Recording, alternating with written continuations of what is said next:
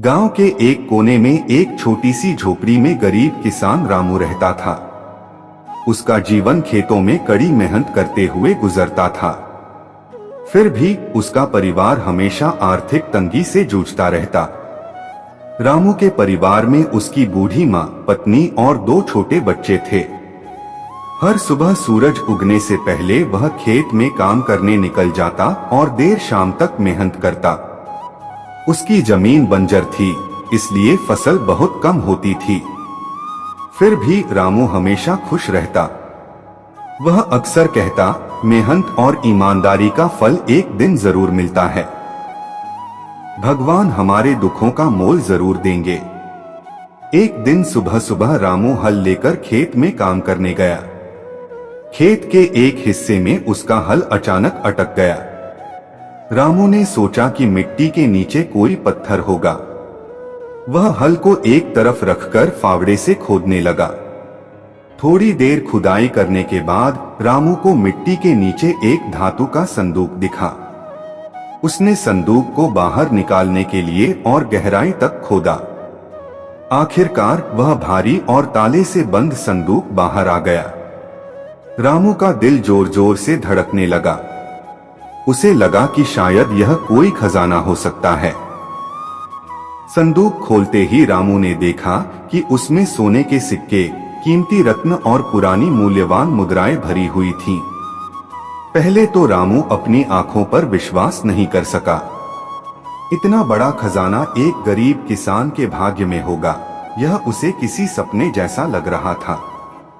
लेकिन रामू एक ईमानदार और नेक दिल इंसान था। उसने सोचा कि इस खजाने को सिर्फ अपने लिए रखना सही नहीं होगा। यह भगवान का दिया हुआ आशीर्वाद है, जिसे सभी के भले के लिए इस्तेमाल करना चाहिए। रामू ने तुरंत गांव के मुखिया और अन्य बुजुर्गों को बुलाया। उसने सभी को पूरी घटना बताई।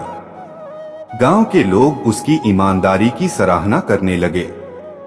उन्होंने कहा, अगर तुम यह खजाना अपने पास रख लेते तो हमें कभी कुछ पता नहीं चलता।